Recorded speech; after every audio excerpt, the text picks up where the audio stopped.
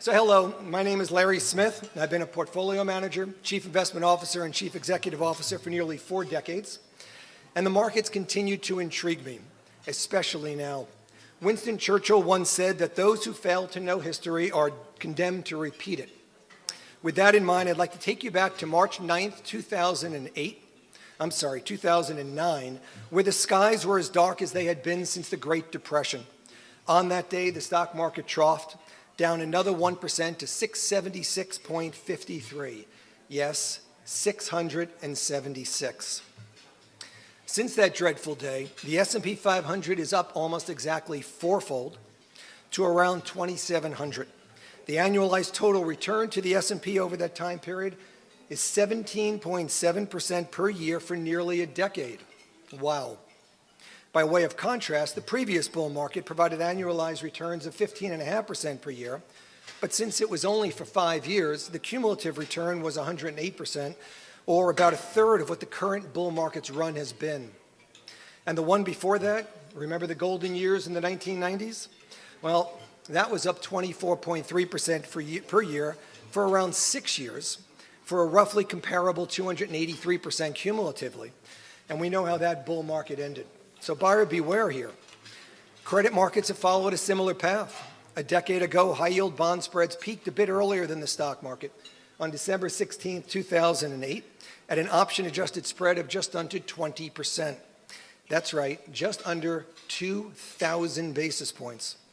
In sympathy with the stock market, they troughed a second time, also on March 9, 2009, at just under 1,700 basis points. They're currently trading at a little bit over 400 basis points after hitting their cyclical low of 303 basis points just about 2 months ago. No surprise that debt funds, especially those which are levered or play in highly illiquid segments, have generated such attractive returns. And of course, the economy followed suit.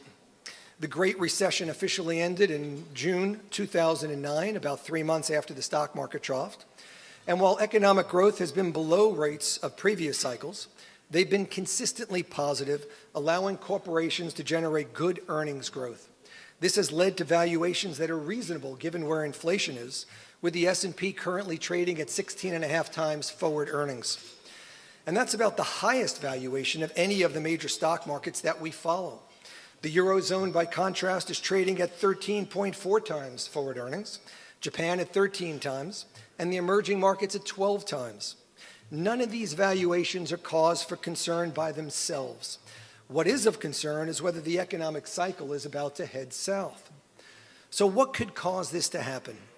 The most obvious change in the economic backdrop is coming from the Federal Reserve, which introduced quantitative easing on November 25, 2008, when it announced it would purchase up to $600 billion in mortgage-backed securities. This was a bold move that was made necessary by the reality that it really doesn't make any sense to reduce short rates below zero. With that constraint staring them in the face, they moved to get other rates down by injecting liquidity directly into other markets, especially the crippled housing-related markets. And while it didn't work overnight, and while there were bumps in the road, it was largely successful, especially when combined with massive fiscal stimulus. The Fed expanded its balance sheet from $900 billion in 2008 to $3 trillion in 2012, paused for a bit, and then resumed their balance sheet expansion to $4.5 trillion in 2015. That's a lot of money, even for a $19 trillion economy. But not to be outdone, the Bank of Japan expanded their balance sheet from around $1 trillion to around $5 trillion. And the ECB went from $2 trillion to around $5.5 trillion. The one thing we know about central bankers is they live in fear that they will lose control, and they weren't about to let that happen, even in the face of a calamitous global credit market collapse.